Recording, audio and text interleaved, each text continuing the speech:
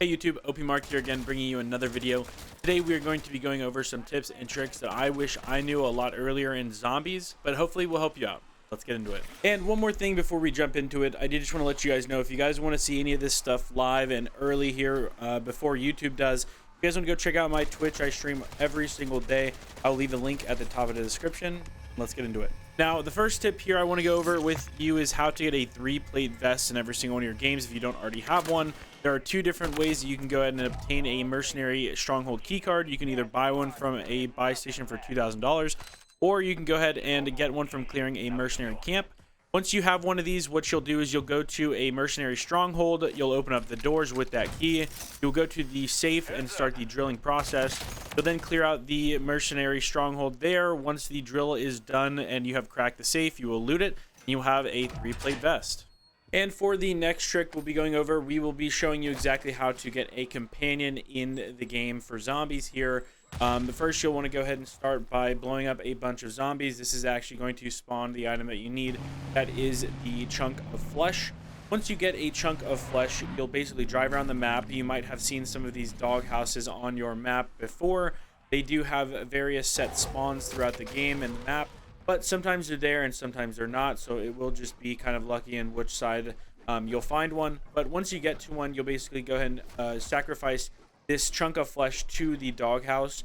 Once you do that, a dog will appear and it will basically attack things for you. It will take aggro from zombies, things like that, act as more of like a tank for you.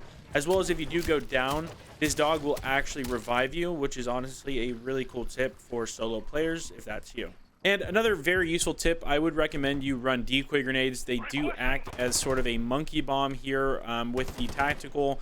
Another really cool thing here is you can actually find any ammo stash on the map, and you can actually refill these, so you'll always have decoy grenades on you. All right, and this next thing is actually really cool. I do like that they added this into the game. I'm not really too sure if it was here from the last version of the zombies outbreak, but I really do enjoy them.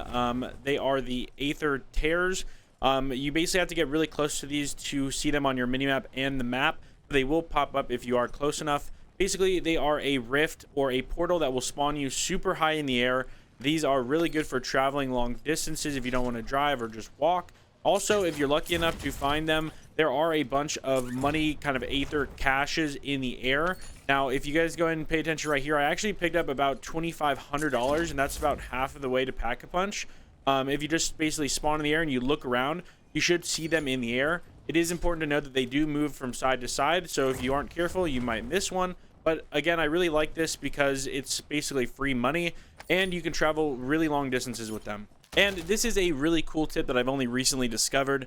Basically, if you've ever had to clear out a Aether nest or a infected stronghold and you've entered with a gas mask, you will see that over time your gas mask does deplete due to the damage that the gas causes. Now, don't worry if you leave with a half or almost a broken gas mask. You can actually just go to any ammo stash on the map, go ahead and refill your ammo, and it will completely fix your gas mask. And the next topic I want to go and discuss with you is going to include the mystery box in the different tier levels, as well as the weapon rarities and what they mean. Now, let's go ahead and start off by showing you the mystery box in the tier 1 or level 1 zone, which is the white ring around your map. Now, basically what will be happening here is we will be hitting the mystery box over and over again, although you'll notice there's some consistency in the type and the rarity of guns that we are getting, meaning that we aren't getting the best weapons or the epic or legendary ones. And basically, it might be worth your time more to travel to a tier 2 or a tier 3 zone to go ahead and get those better weapons, as long as you are prepared for those levels. Now, if you go ahead and take a look here, I was hitting the mystery box in a tier 2 area, which is the orangish ring around your map. And I was getting a legendary gun that would be doing 300% damage, 300% more damage to zombies and elites and everything like that. So obviously, versus the tier 1 and the tier 2 mystery box, it does appear that the tier 2 mystery box is more worth it, as well as it is the exact same price. And it's good to note that the uncommon or the green does 50% more damage, the rare does 100%, the epic does 200, and the legendary does 300% more damage to enemies. And the next trick here, if you are overwhelmed by zombies and near a body of water, you can just dive into the water and the zombies will not chase you, although they will try and attempt to throw meat at you, which will hurt you, but you can simply dodge this just by moving from side to side. and you can shoot them from in the water as well. Okay, and this next one may be a little self-explanatory, but I did just want to cover it here for everybody who doesn't know about it. If you do have a vehicle and you are running over zombies or hitting things, you are actively doing damage to your vehicle. Now, you can refuel and refill your vehicle just like in DMZ at any gas station that you see on the map. So just head over there and sit there for a couple of seconds and you should be back to full health and full gas. Now, this next tip is really just about saving you some time while you are looting. There are various caches and bags to loot with various items in them across the map here, but there really are three main ones you want to focus on. These will be the cash registers, the boxes with the aether crystals in them, as well as the mercenary boxes that you will find. These will just basically have the best items in there for you, so you don't have to waste your time looting any of the unnecessary things. Now, this next tip is essentially for you if you accept a contract and let's just say you don't have the time to finish it or you aren't prepared for it.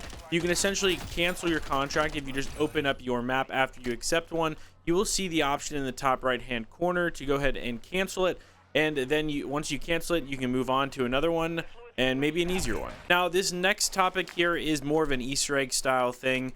But if you look on the map here and the top right by the port, there will be a single shack alone. If you go into the shack here, you will see a little TV on the ground. If you send the signal there, you will end up spawning a bunch of zombies as well as a disciple. Now, like I said, this is more of an Easter egg thing, but if you are working on camos and need disciple kills, this is a guaranteed one every single game. And this next one will basically be covering the Pack-a-Punch machine and the rules to it. So if you are in tier 1 or the outer white ring, you will be able to pack-a-punch your gun for $5,000 to pack-a-punch level 1, and you will not be able to go from level 1 to level 2 in a tier 1 zone. Although if you were to go to a tier 2 zone, you could then upgrade your gun to a pack-a-punch level 2, and then in tier 3 you can go to a level 3 as well. But it is good to note here that you don't have to go all the way back to a level 1 zone to pack-a-punch your gun once. You can do that in tier 2 and the tier 3 areas. And the second to last thing I wanted to go over with you guys here is it's pretty simple. Just don't be scared of tier 2 and tier 3. The zombies, sure, they do hurt and they are a little bit faster, but if you need to go ahead and get somewhere across the map really quickly, the highway system in this game is honestly amazing.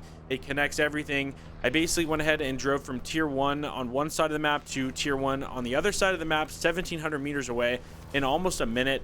So it's very possible. I didn't get touched at all. Like I said, guys, don't be scared of it. They are a little bit tougher, but you won't die if you need to get somewhere really quickly. And you need to go ahead and traverse the middle of the map. And last but not least, now that we are exfilling here, they are giving away free gas masks, so go ahead and take one of those and you will be able to exfil with it and bring it in on your next game. Guys, I really do appreciate you guys taking the time out of your day to watch this video. If you liked it, go ahead and drop a like, comment down below any other tips that you might have, and let me know what you guys want to see more from me, as well as go ahead and hit that sub button. We are really close to 11,000 subscribers. The support on the last few videos that we put out have been absolutely mind-blowing. So I really do appreciate you guys. As always, guys, stay safe. Have a great rest of your day, night, morning, whatever it might be. I shall see you guys on the next one. Peace.